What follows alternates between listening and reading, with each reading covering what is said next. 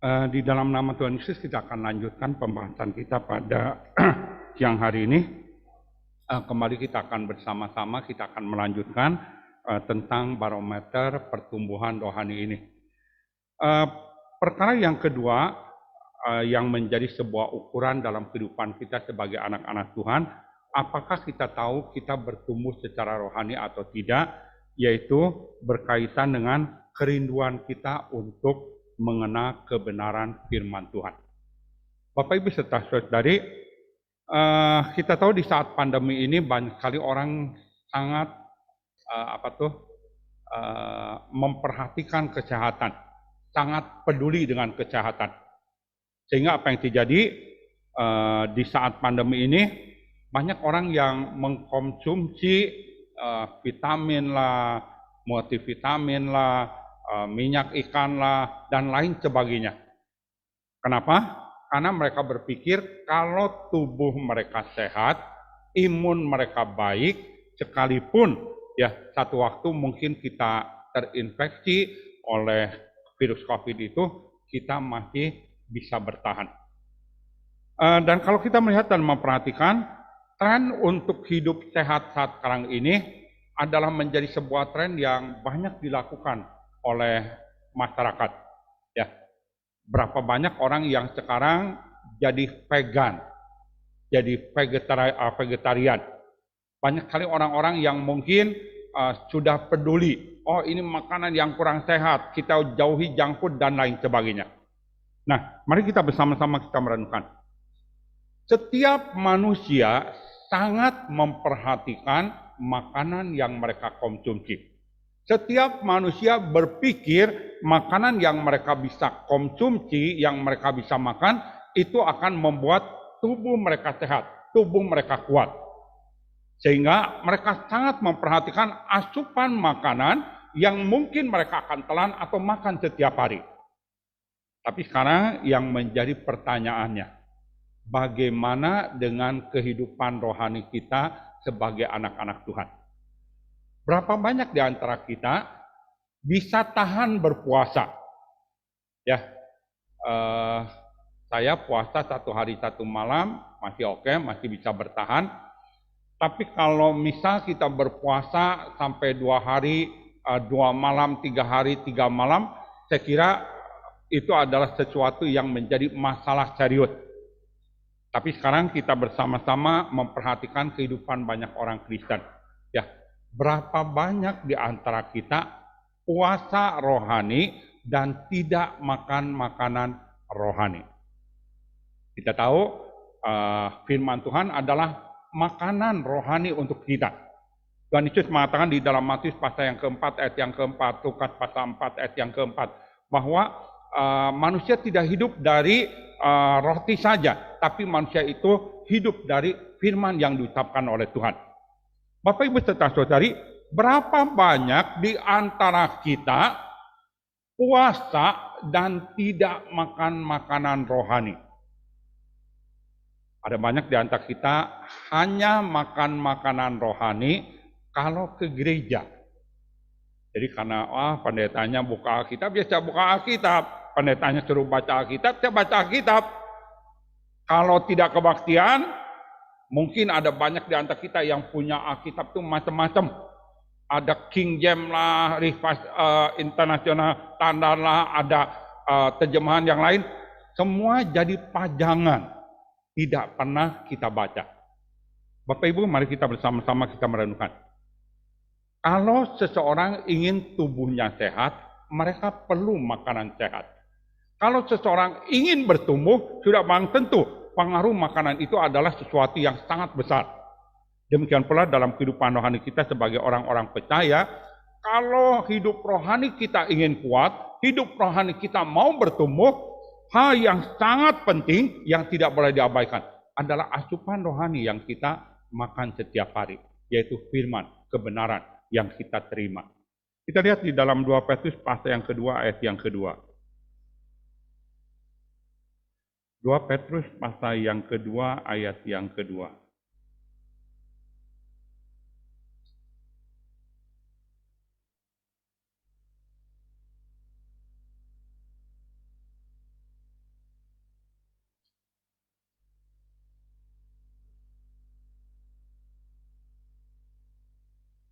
1 Petrus pasal 2 ayat yang kedua. Jadilah sama seperti bayi yang baru lahir, yang selalu ingin air susu yang murni dan yang rohani, supaya olehnya kamu bertumbuh dan beroleh keselamatan. Di sini katakan, jadilah seperti bayi yang baru lahir, yang selalu ingin akan air susu yang murni dan yang rohani. Coba Bapak Ibu saudara-saudari perhatikan seorang bayi yang baru lahir, apa yang selalu dilakukan oleh bayi itu? Ya, mungkin 1 jam 1 kali mereka sudah menangis, ingin menyusui. Atau mungkin paling lama 2 jam sekali mereka ingin menyusui, ya, supaya tubuh mereka dikenyangkan oleh susu dari ibunya. Dan kemudian yang kita lihat adalah karena pengaruh dari susu yang murni, ya, asupan yang mereka dapatkan itu, bayi itu mulai bertumbuh, mulai menjadi besar, mulai menjadi sehat. Dan kemudian sesudah semakin besar, baru kita menambahkan makanan-makanan yang lain agar bayi itu sungguh-sungguh bertumbuh. Nah, Bapak Ibu saudara-saudari, mari kita bersama-sama kita merenungkan dalam kehidupan kita sebagai anak-anak Tuhan. Apakah dalam kehidupan kita rindu akan air susu yang murni dan yang rohani ini? Apakah kita rindu akan firman dan kebenarannya dalam kehidupan kita? Atau kita akan berkata, mau dengar atau tidak firman Tuhan, nggak ada masalah untuk saya. Mau baca atau tidak firman Tuhan, itu juga bukan sebuah persoalan dalam kehidupan saya. Tapi kalau Bapak Ibu saudara-saudari perhatikan, seseorang yang senantiasa membaca, merenungkan firman, dengan orang yang tidak pernah membaca atau mengabaikan untuk merenungkan firman, kita akan melihat perbedaan yang besar. Ya, misal saya ambilkan sebuah contoh. Kalau kita punya anak yang masih remaja, kemudian kita berikan mungkin sepeda motor atau mobil. Kita tahu bahwa anak-anak muda itu emosian, kalau dia disenggol orang, dia akan pacu lebih kencang. Ya, kalau disalib orang, mereka juga akan menyalib orang itu. Bapak Ibu, kalau sepeda motor atau mobil yang kita gunakan itu yang memiliki kecepatan tinggi, tapi tidak dibarengi dengan rem yang baik, kira-kira apa yang akan terjadi? Katakan kalau kita hanya tahu memacu motor ini dengan kecepatan tinggi, tapi remnya tidak baik, katakan itu akan menjadi masalah besar. Kita bisa saja mengalami kecelakaan dan lain sebagainya. Demikian pula dalam kehidupan kita sebagai orang-orang percaya. Ya, kita tahu bahwa di dalam dunia ini begitu banyak kali godaan, bujukan, rayuan yang dapat menyebabkan kita jatuh ke dalam dosa. Tapi sekarang yang menjadi pemikiran yang harus kita renungkan adalah, kalau kita ada firman, kalau kita ada kebenaran, kita sama seperti punya rem. Kita bisa membedakan ini baik atau tidak, ini benar atau salah, ini sesuai dengan kehendak Tuhan atau tidak. Bapak Ibu saudara-saudari bisa melihat dan memperhatikan beberapa pemuda yang dicatatkan di dalam Alkitab, sekalipun mereka digoda, dibujuk, dirayu untuk melakukan dosa, karena mereka mengenal kebenaran, mereka memiliki hati yang takut dan hormat kepada Tuhan. Kita tahu dengan jelas, Yusuf dibujuk oleh istri tuannya. Saya kira seorang istri pembesar pasti bisa merawat diri, ya pasti seorang yang cantik. Bapak Ibu yang kasih oleh Tuhan, tetapi setiap hari dirayu, dibujuk, digoda untuk melakukan perbuatan yang tidak senonoh. Apa yang diucapkan oleh Ayub? Ada Tuhan di sorga, saya tidak berani berbuat dosa. Bahkan pada saat dia dipaksa, dia melarikan diri. Dia lebih rela difitnah oleh istri tuannya, ya, daripada dia berbuat dosa. Dia lebih rela masuk ke dalam penjara dibandingkan dia melakukan dosa. Catatan, ini pemuda yang sangat luar biasa. Kita bisa juga melihat apa yang dicatatkan di dalam kitab Daniel pasal 1 ayat yang ke-8. Bagaimana Daniel sebagai seorang tawanan yang dipekerjakan di kerajaan Babel di bawah Nebukadnezar, dia menyampaikan sebuah tekad bahwa dia tidak akan menajiskan dirinya baik dengan makanan atau minuman yang disediakan oleh raja. Kenapa? Dia ingin menguduskan diri bagi Tuhan. Bapak Ibu, hari ini ada banyak di antara kita yang mungkin punya anak-anak yang bersekolah di luar kota kah, di luar negeri, dan lain sebagainya. Dan kita tahu bahwa godaan-godaan yang didapatkan oleh anak-anak kita di luar itu sangat besar. Ya, saya ingat pada saat saya tahun 2000 saya ke Los Angeles karena ikut rapat internasional. Saya pernah bertemu dengan banyak kali orang-orang Indonesia, termasuk pendeta-pendeta Indonesia yang ada di sana. Kemudian pendeta itu berkata kepada saya sebuah perkataan yang membekas di hati saya. Kalau orang tua siswa Indonesia yang dikirim ke Amerika sana melihat kehidupan sebagian besar dari anak-anak yang bersekolah di sana, pendeta itu berkata, mereka akan menangis. Saya bilang, kenapa? Banyak yang terlibat dengan pergaulan bebas. Banyak yang terlibat dengan penggunaan obat terlarang. Banyak di antara mereka yang terlibat dengan perjudian. Banyak di antara mereka melakukan perbuatan-perbuatan yang sesungguhnya sangat merusak hidup mereka. Tapi kemudian pendeta itu mengucapkan sebuah perkataan kepada saya yang dia sampaikan. Masih ada beberapa pemuda yang dapat diharapkan. Dia mengatakan, kenapa pemuda itu masih bisa bertahan? Kenapa pemuda itu masih bisa diharapkan? Karena mereka dekat dengan Tuhan, dekat dengan persekutuan anak-anak Tuhan, dekat dengan gereja. Dan karena kedekatan mereka dengan gereja, ya dengan saudara-saudara seiman dalam hidup rohani, itu menjadi benteng pertahanan sehingga mereka tidak terbujuk, tidak terjatuh di dalam dosa dan kejahatan. Jadi Bapak Ibu saudara-saudari, kalau hari ini kita mementingkan makanan jasmani, tidakkah kita mementingkan makanan yang rohani? Kalau kita sangat peduli dengan makanan yang kita telan, tidakkah kita peduli dengan firman yang kita dapatkan? Kalau hari ini karena makanan yang kita makan itu menjadi sebuah benteng agar kita tidak terpapar oleh virus dan lain sebagainya, apakah pada saat ini kita mementingkan firman Tuhan sehingga kita pun bisa bertahan dari bujukan dunia, dari godaan dan lain sebagainya? Mari kita lihat di dalam Yohanes 17. Injil Yohanes 17 ayat yang ke-17.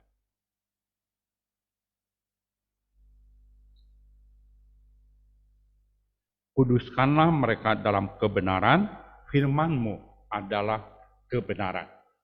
Ini adalah doa Tuhan Yesus untuk murid-muridnya.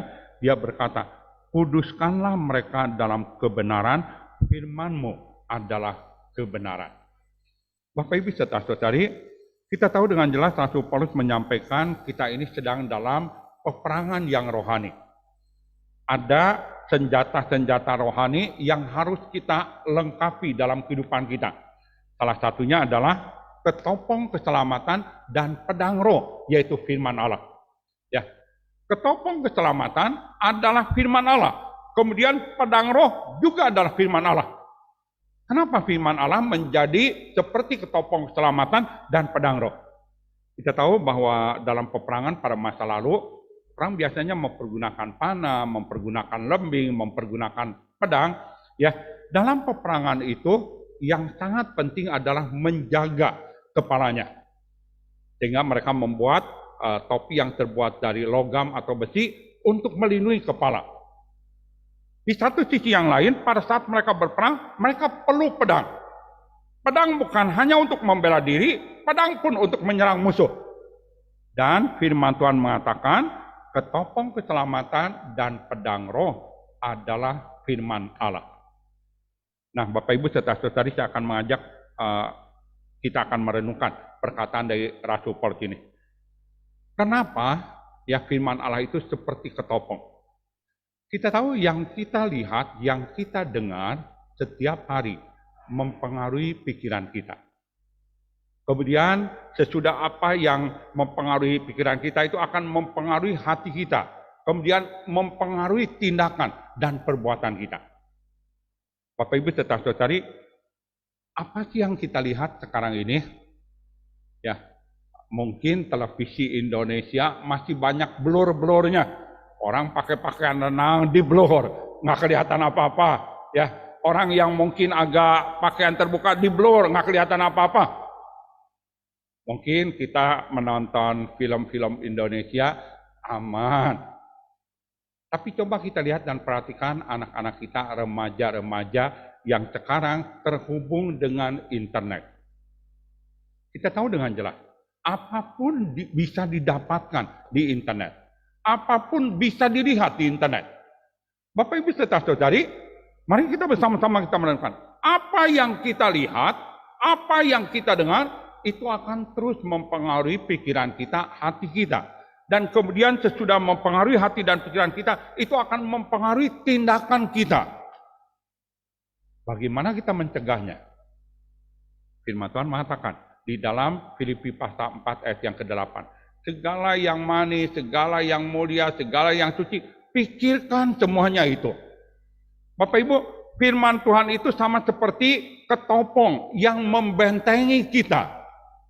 Kalau hati kita, pikiran kita dipenuhi oleh firman, ya kita memikirkan semua yang suci, semua yang benar, semua yang manis didengar, semua yang sebut kebajikan dan lain sebagainya. Dan kita memenuhi pikiran kita dengan hal-hal seperti itu. Apa yang kita lihat, yang kita dengar, ada benteng, ada penghalang, dan kita tidak akan terlalu terpengaruh. Bapak Ibu yang kasih oleh Tuhan, kita tahu dengan jelas pada saat Hawa berbuat dosa, apa sih yang dilakukan oleh ular yang merupakan jelmaan iblis untuk menyerangnya, menjatuhkan Hawa? Perkataan yang pertama yang diucapkan oleh ular itu berkata, bukankah Tuhan melarang kamu makan buah-buahan di taman ini, bukan? Bapak Ibu, apa yang diserang oleh iblis kepada Hawa? Membuat pikiran Hawa bingung. Tuhan membiarkan mereka makan buah-buahan yang ada di Taman Firdaus, tapi hanya buah pengetahuan baik dan jahat yang dilarang. Tapi iblis langsung menyerang. Bukankah Tuhan melarang kamu makan buah-buahan di dalam taman ini, bukan? Apa yang dilakukan oleh iblis adalah untuk mempengaruhi pikiran Hawa. Tuhan itu tidak baik. Tuhan itu tidak mengasihi kamu. Tuhan itu larang kamu untuk makan buah-buahan di dalam taman ini. Tapi kemudian sesudah menanggapi perkataan iblis, apa yang terjadi? Pikiran Hawa mulai berubah. Buah-buahan dalam taman ini kami boleh makan. Tapi tentang buah pengetahuan baik dan jahat, kami tidak boleh makan. Nanti kami mati. Tuhan berkata, pasti mati. Tapi sesudah ada dialog antara Hawa dengan iblis, dia mulai berkata, nanti mati. Bapak Ibu, iblis menyerang, meragukan ya firman Tuhan di dalam hati dan pikiran Hawa. Kemudian sesudah pikiran itu dipengaruhi, Hawa pun akhirnya meragukan kebenaran Tuhan. Dan akhirnya dia jatuh ke dalam dosa bersama dengan suaminya. Jadi Bapak Ibu serta saudari, catatan firman Tuhan itu berfungsi seperti ketopong, pelindung kepala. Kalau kita setiap hari baca firman, renungkan firman, dengar firman, itu akan melindungi hati kita, pikiran kita. Kalau hati dan pikiran kita terjaga, terlindungi, Anda pun akan terjaga, terlindungi, baik dalam perkataan, sikap, perbuatan, dan lain sebagainya. Tapi begitu hati kita, pikiran kita tercemar dengan dosa-dosa ini, apa yang terjadi? Mudah bagi kita untuk berbuat dosa. Yang kedua dikatakan bahwa pedang roh adalah firman Tuhan. Ya, tadi saya sudah sampaikan, pedang itu berfungsi untuk membela diri. Bukankah pada saat Tuhan Yesus diuji, dicobai oleh iblis, iblis menyerang dengan firman Tuhan. Pada saat Tuhan Yesus dibawa ke bubungan bait Allah, iblis berkata, ada malaikat-malaikat yang akan menatang engkau. Itu adalah perkataan di dalam kitab Mazmur. Jadi Bapak Ibu serta saudari, iblis mempergunakan firman Tuhan yang diputarbalikkan untuk menyerang Tuhan Yesus. Tapi bagaimana Tuhan Yesus membela diri? Tuhan Yesus berkata, ada firman ya bahwa kita tidak boleh mencobai Tuhan Allah kita. Tuhan Yesus membela dengan firman, dengan perkataan Tuhan. Kalau hari ini kita tidak mengerti dan tidak memahami kebenaran, dan kemudian orang menyampaikan kepada kita sesuatu yang membuat kita bingung, membuat kita meragukan firman, meragukan kebenaran, apa yang akan terjadi? Saya katakan kalau kita tidak mengerti firman, kita mudah sekali terbawa arus. Nah, Bapak Ibu saudara-saudari, saya katakan setiap orang yang bertumbuh seharusnya mengerti kebenaran, memahami kebenaran, terus merindukan kebenaran. Kita lihat di dalam 2 Tesalonika pasal yang kedua. 2 Tesalonika pasal yang kedua, ayat yang ke-9.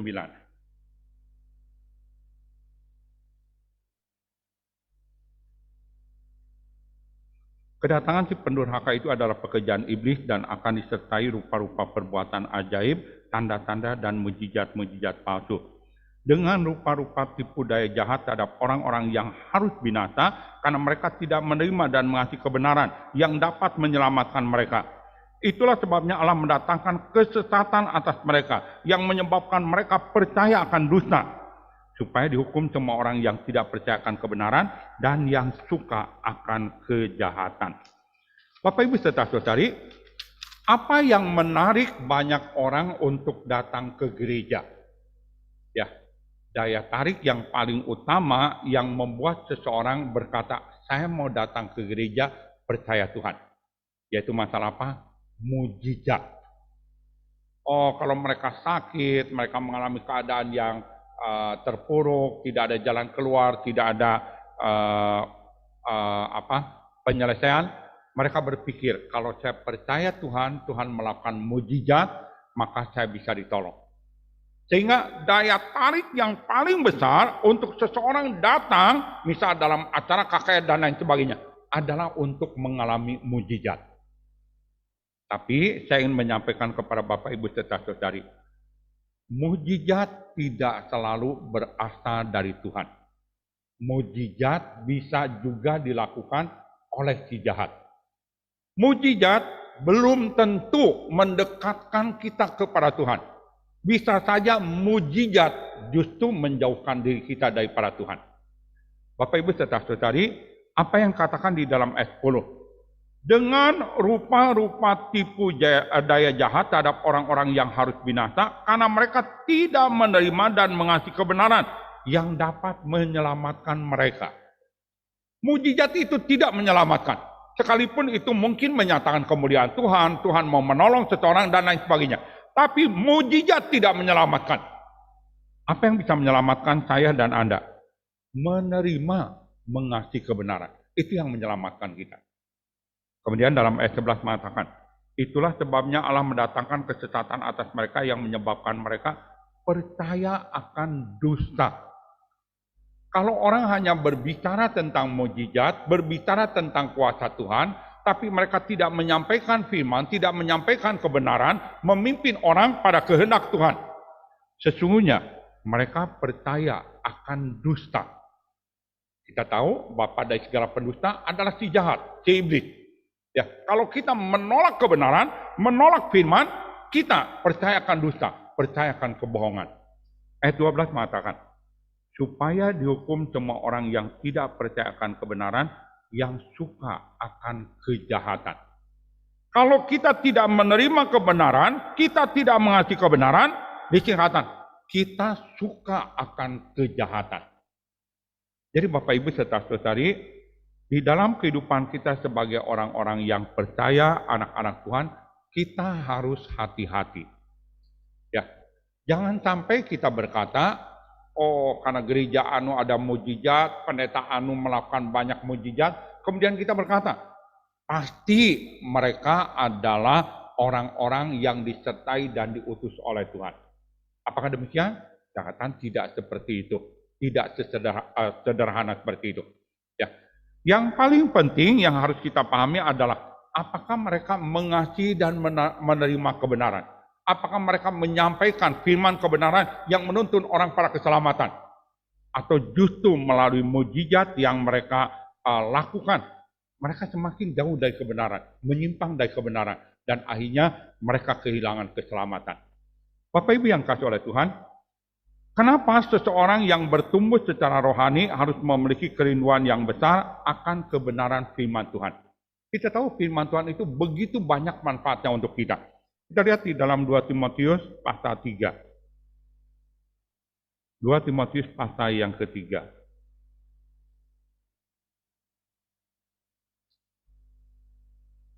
Ayat 15.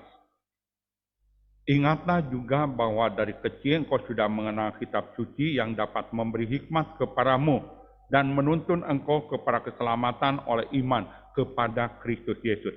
16. Segala tulisan yang diilhamkan Allah memang bermanfaat untuk mengajar, menyatakan kesalahan, memperbaiki kelakuan, mendidik orang dalam kebenaran. Dengan demikian tiap-tiap manusia kepunyaan Allah diperlengkapi untuk setiap perbuatan yang baik. Bapak Ibu, kalau kita mengenal kitab suci itu akan menuntun kita kepada keselamatan oleh iman kepada Kristus Yesus. Ayat 16 mengatakan, segala tulisan yang diilhamkan Allah bermanfaat untuk mengajar, menyatakan kesalahan, memperbaiki kelakuan, mendidik orang dalam kebenaran. Saya akan ungkapkan sebuah kebenaran yang patut kita renungkan. Ya, kita tahu bahwa nilai-nilai di dalam kehidupan kita bermasyarakat ini terus berubah. Bapak Ibu, karena itu pada saat kita misal mengajar anak-anak dan lain sebagainya, kalau kita hanya mengacu nilai-nilai moral di masyarakat, nilai-nilai moral di tengah-tengah keluarga, yang akan terjadi adalah nilai-nilai itu terus berubah. Dan perubahannya bukan semakin baik, semakin rusak, semakin buruk. Sehingga kalau kita membaca di dalam 2 Timotius pasal yang ketiga, dari ayat 1 sampai ayat yang kelima, diungkapkan di sana, ya, bagaimana moral manusia itu semakin lama semakin bobrok, semakin rusak. Jadi Bapak Ibu saudara-saudari, kita berharap kepada Tuhan supaya kita mengerti firman, mengerti kebenaran. Bukan saja firman dan kebenaran itu berarti berguna untuk hidup rohani kita masing-masing, itu pun akan berguna ya dalam hubungan kita dengan orang-orang yang terdekat dengan kita. Kalau kita sebagai kepala keluarga, kita bisa pimpin keluarga kita. Kalau kita sebagai kepala keluarga, kita bisa menanamkan nilai-nilai itu di tengah-tengah keluarga kita. Kalau kita sebagai seorang ibu, seorang istri, kita bisa menanamkan nilai-nilai kekristenan itu dalam kehidupan anak-anak kita. Bapak Ibu saudara-saudari, kita berharap ya kita mengerti kebenaran, kita memahami kebenaran, dan kita terus bertumbuh dalam kehidupan rohani kita. Yang ketiga, ya, bagaimana barometer pertumbuhan rohani di dalam kehidupan kita. Yang ketiga yang ingin saya sampaikan adalah, apakah kita tetap memiliki sukacita dalam peperangan rohani yang besar. Kita tahu, semakin lama, ya,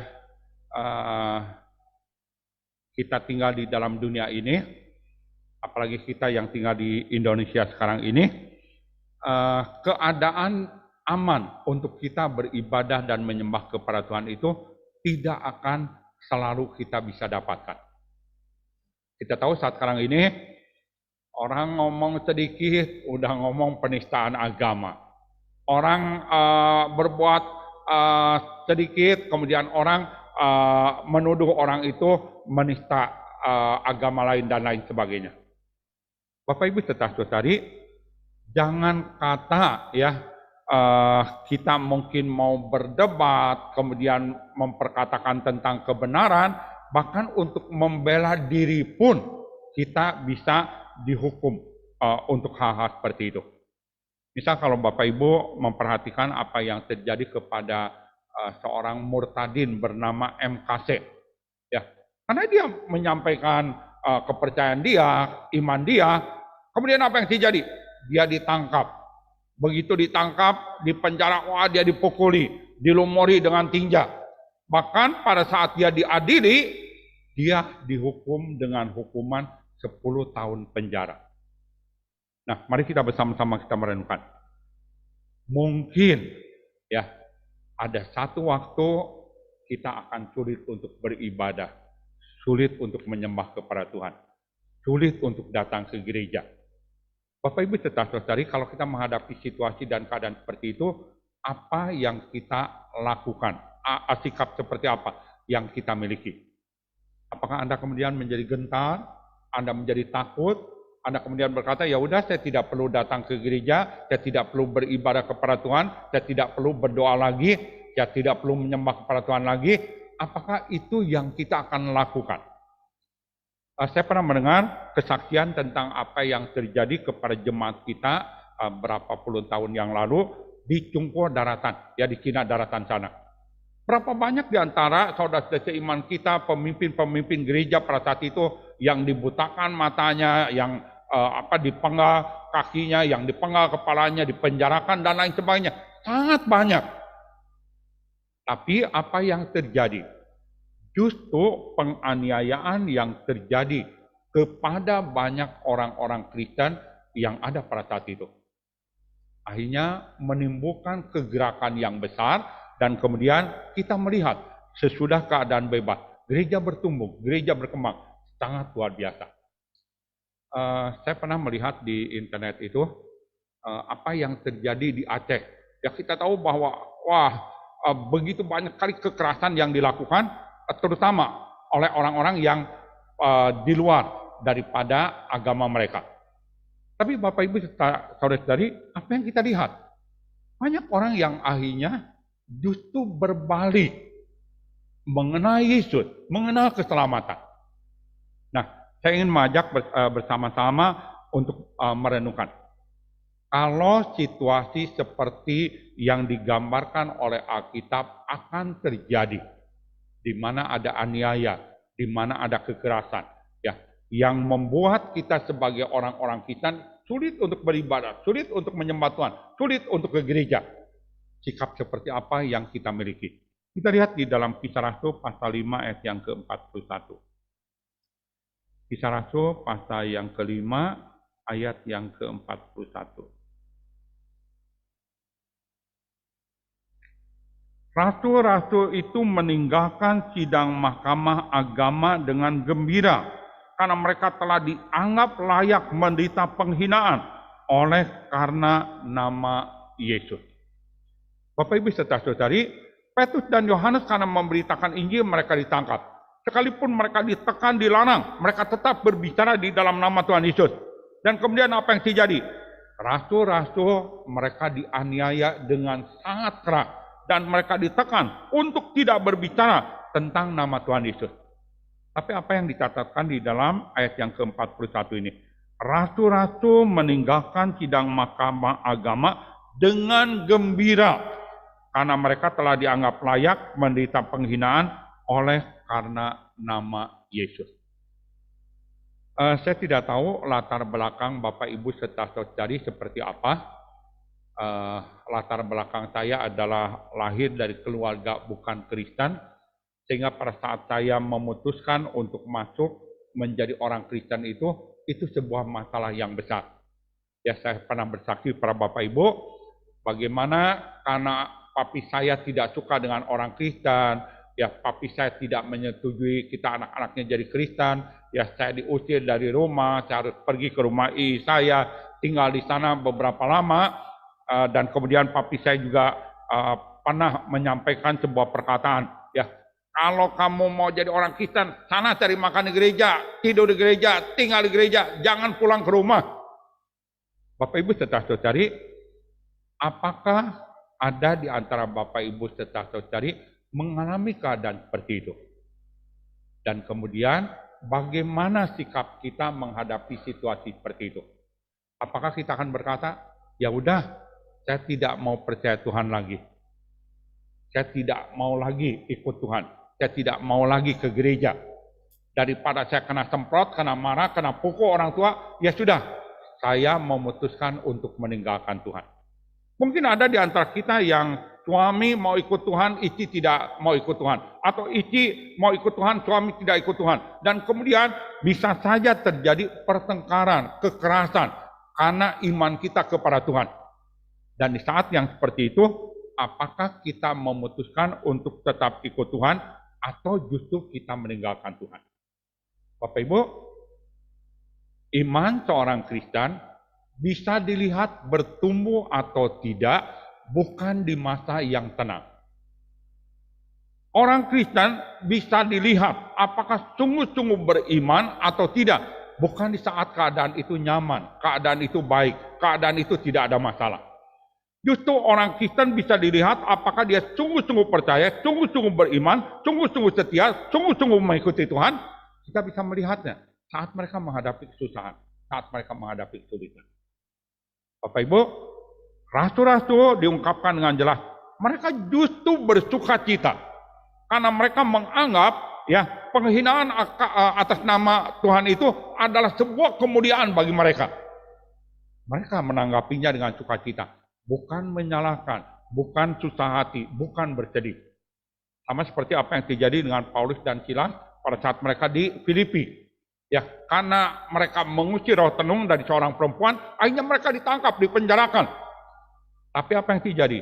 Pada saat mereka dipenjarakan, mereka disesat, mereka dianiaya, mereka ditekan. Di dalam penjara, justru mereka menaikkan pujian, kemudian menaikkan doa. Dan kemudian Tuhan dinyatakan.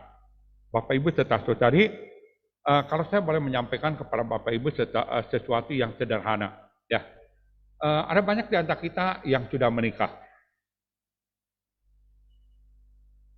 Apakah kita adalah orang yang saling mengasihi atau tidak, setia satu dengan yang lain atau tidak, bukan di saat keadaan rumah tangga tenang, damai, kaya, punya ini, punya itu, dan lain sebagainya. Kalau kaya, kita setia dengan satu dengan yang lain, gampang. Kalau keadaan tenang, kita setia satu dengan yang lain, gampang. Kalau kita punya segala sesuatu yang kita inginkan, kita mengasihi satu dengan yang lain, gampang. Bapak Ibu saudara-saudari, ujian yang paling besar yang harus dihadapi oleh rumah tangga itu seperti apa? Kalau kita sedang menghadapi kesusahan. Seperti apa yang terjadi kepada Ayub. Saat dia menjadi orang yang sangat kaya raya, dan kemudian berbalik, dia tidak punya apa-apa. Saat dia menjadi seorang yang sangat sehat, tapi kemudian dia berbalik, tubuhnya dipenuhi dengan borok bara yang berbau busuk. Saat dia punya 10 orang anak dan sekarang semuanya tidak ada. Saat dia dituduh oleh teman-temannya bahwa dia berbuat dosa, berbuat ini, berbuat itu, dan lain sebagainya. Di saat yang seperti itu, kita bisa melihat apakah kita masih beriman atau tidak kepada Tuhan. Tapi yang kita lihat dari kehidupan Ayub adalah dia bertahan sampai pada kesudahan. Bahkan di dalam Ayub pasal yang ke-42 diungkapkan dengan jelas. Dulu saya mendengar tentang Allah, tapi sekarang saya melihat dengan mata kepala kita sendiri. Jadi Bapak Ibu saudara-saudari, mari kita bersama-sama kita merenungkan. Seseorang yang bertumbuh dalam kehidupan iman dan kerohaniannya. Justru di saat mereka menghadapi peperangan rohani yang besar, tekanan aniaya, kesulitan-kesulitan dalam kehidupan iman mereka, mereka akan tetap bertahan. Mereka justru akan bersukacita. Mereka tahu bahwa mereka adalah orang-orang yang dilayakkan untuk kerajaan surga. Demikian firman Tuhan yang saya bagikan pada siang hari ini. Kiranya firman Tuhan ini menjadi berkat bagi kita bersama. Amin.